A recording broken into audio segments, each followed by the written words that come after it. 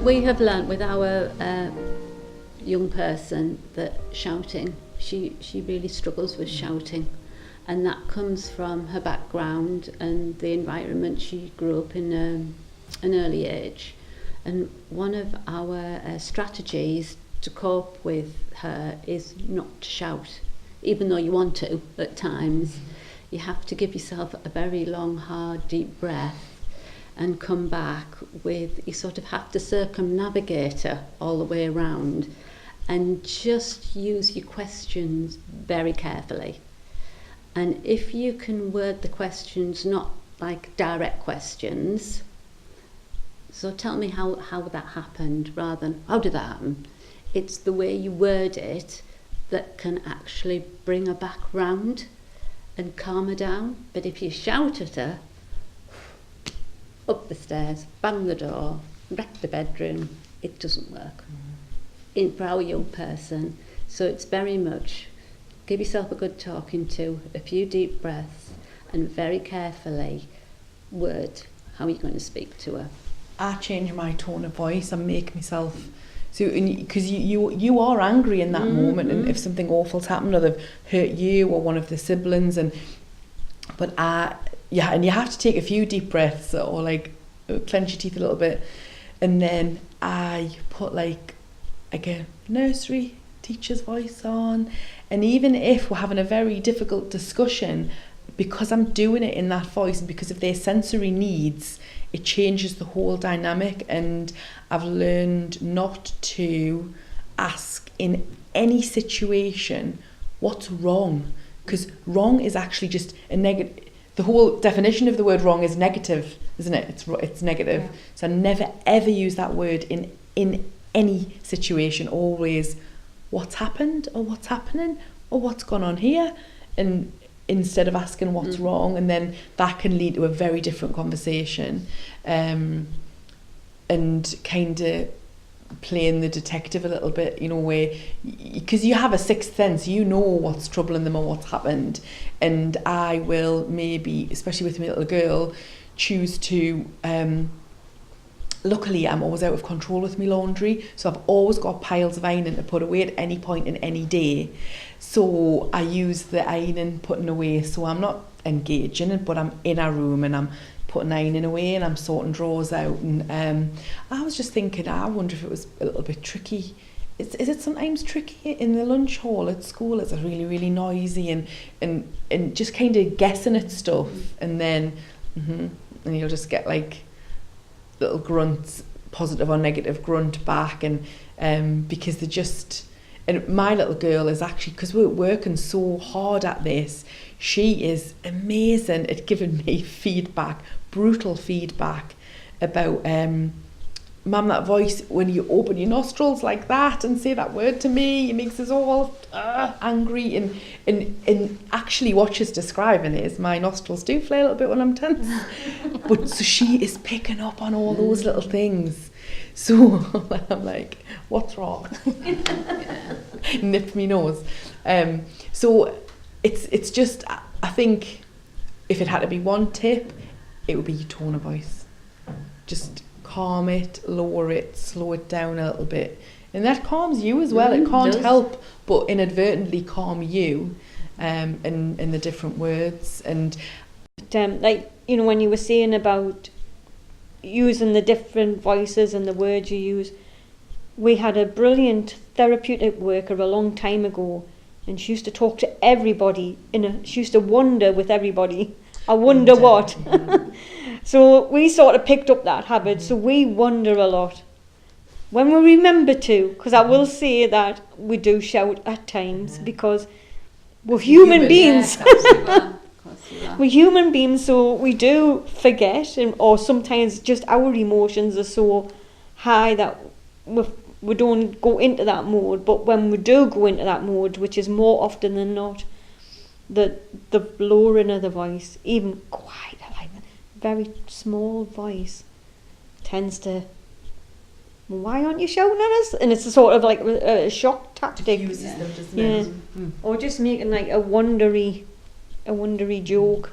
I wonder why that fell off there. I wonder why that cup fell off that Did it fall off by itself, or did somebody knock it? Yeah, humour. I use humour a lot. To the point now where the brace for it now, so something awful will happen, and then it's normally my eldest son Q, and he had the toughest time, and he'll say, and he could be launching things down the stairs, and then he'll go, and before you even think about being funny, I'm not going to laugh at you. I'm going, well, that's good, because this is a really good tip. So if they're like feeling a little bit low, or if it's a sad situation, I'll just say, well, the only thing I'm going to ask you not to do is smile. Please do not smile under any circumstances. A smile cannot pass your lips. This is imperative. And if someone's doing that to you, it's actually pretty difficult not to smile. And then by smiling, you make yourself feel a little bit better. So they're always ready for it, and they're adamant or pinching the face that they're not going to give into it, but they do. So that's quite a good. I know it's lighthearted, it's not going to fit with every situation, but I do that most days with them, at least 10 times a day. And I know if somebody is looking in on you doing that's not used to that situation, like they'll say, well, I wouldn't be doing that. I'd be telling them straight. Mm-hmm. Or even worse. People are very judgmental, aren't they? They don't. People that don't get it, but it works, doesn't it? Yeah, absolutely. Yeah. Mm-hmm. And you've got to do whatever works. You've got to find.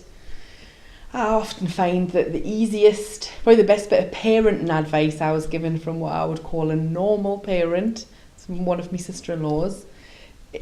Whatever the easiest option is generally the best option for everyone. Like the easiest, the path of least resistance is quite often the best option for everyone. And sometimes people think it means giving in, and it's not really, because I think we're all faced with dilemmas.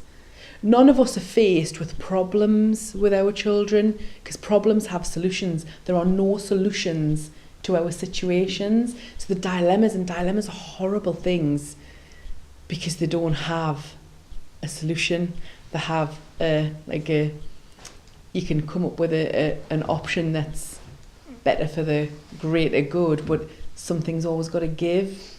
And I think that's the most exhausting thing for us as parents. I think that you're faced with dilemmas on an hourly basis. In what might work in one instance, or at 1 minute might work the next time, or in the next minute. So it's forever trying to have a bank of things that work, and try to keep pulling them out the box to try and find one that's just going to calm that situation down. Yeah. What we do a lot is our young person shouts at us a lot. So I respond back by, when I'm okay, by whispering. So he has to calm down to be able to hear me, because at first he doesn't want to hear. So I'll just mouth anything, and then he's so curious that he wants to know what you're saying. So he has to stop shouting, and when his voice lowers, mine goes up until they meet at an appropriate level. And as soon as his goes up, mine comes right down again. And we find that he's 13 now, and it still works. And it works when you're out. You do get strange looks, but it does work. I'm going to do that. I'm going to use that today. Another technique I use, which people say, well, you've let them get away with it, is I just walk away. I don't, because I'm not actually in the right place to deal with it. I don't know what to do. So I walk away and just leave it, because, as long as they're not going to kill themselves, or they're not going to kill somebody else, that's fine. And I've just got to walk away from the situation. It's exactly like someone walking away from a 2-year-old on the floor in a supermarket. That's the appropriate thing to do. Yeah. And you're just not giving any fuel to that fire anymore. And it's not that you're not going to deal with what's triggered it, but at that point is not the right time to be dealing with it. Our youngest one can't process any more than one piece of information at a time. So if you give her 2 instructions, you'll get 1 done. So we've learnt this, that we just give her 1 instruction at a time, particularly on the morning before school, because she can't rush. And sometimes she's just in her own world, which is probably a very nice world to be in, but obviously the clock's ticking, and if you start saying, come on, come on, come on, she goes slower and stops almost. So we've just learned it's 1 instruction at a time. Right? go upstairs and get dressed. That's 2 instructions. Go upstairs. She goes upstairs and says, right now, get dressed. And that's how we go through the morning. And slowly, and it is slowly, she's beginning to put it together. Yeah. But if you give her 2 or 3, and I think that's sometimes where she struggles at school, if they give her 2 or 3 instructions, she could maybe process maybe 2 now, but not 3. And she's hopeless forgetting stuff. See, my children have got fetal alcohol spectrum disorder, so they are unable to sequence. That's the part of the brain that wired differently. So they are unable to sequence, and that's something that I've been able to convince school of now, but school have actually witnessed it now. They realise that they can't sequence, so we have to put things in place. My eldest son is able to memorise his timetable because they really, really struggle to tell the time as well. So money, time, and sequencing they really, really struggle with, and he memorises he knows where he is in the day by the bell rings. He's counted them. So can you imagine all day he's holding in his head what bell they're on, and that's where he goes next. And I have to, I lay out between the 3 of them 1 item of clothing, so it's just like a loop around the house, get dressed in 3 different rooms, 2 upstairs, 1 downstairs, and everyone gets underwear, and then you go back with a shirt, and you go back with tights and socks or whatever, because you couldn't just say, go upstairs and get dressed. You'll be exhausted by the time you get them to school. Elated, exhausted, fine line. Well, what I used to do was we had a visual timetable for our youngest one. I mean, she's 14 now, so she doesn't need the timetable because she's used it that much. She knows what the sequence of getting ready in the morning is. But that's what we used to have to do. Put everything from getting out of bed. That was the first thing on the visual timetable. Go to the bathroom. Go to the toilet when you're in the bathroom. You know, even though you would not naturally want to go to the toilet, you've got to actually tell her that that's what she needs to do when she's going to the bathroom. Every little tiny step of how to get ready on a morning for school, and that worked really good for us. I have a survival technique for the school runs, and I have a box of food in the back of the car, so kind of long life cartons of juice, bottles of water, cereal bars, crisps, and they get into the car and it's thrust at them, and nobody speaks until they've eaten at least one of those things. And that makes such a huge difference, because again, like toddlers, the day has taken so much out of them that the blood sugars are probably low and they're angry, and that's I wouldn't contemplate. And even if I have to get people on the off chance to do a school run for us, then they are sent, it's literally like a packed lunch for each of them just for the journey home of snacks. That's turned around our situation, and I can't imagine a child or an age range where that probably wouldn't be appropriate. Yeah, I would say one of the hardest things is your family. If your family don't get it, that you are constantly aware of them looking in and kind of being like, well, I wouldn't have done that. There's absolutely no way I would have let you get away with that, or you know, and that's really, really hard. And until you grow your superhuman rhino skin of not caring, which takes a lot of years to get, but when it does, it's absolutely glorious. That comes with age as well, I think. It does. Age and experience, and it's a bit like you say, you've got to get to the stage where you really don't care what people think of you. Yeah. And that's how you have to be. Yeah.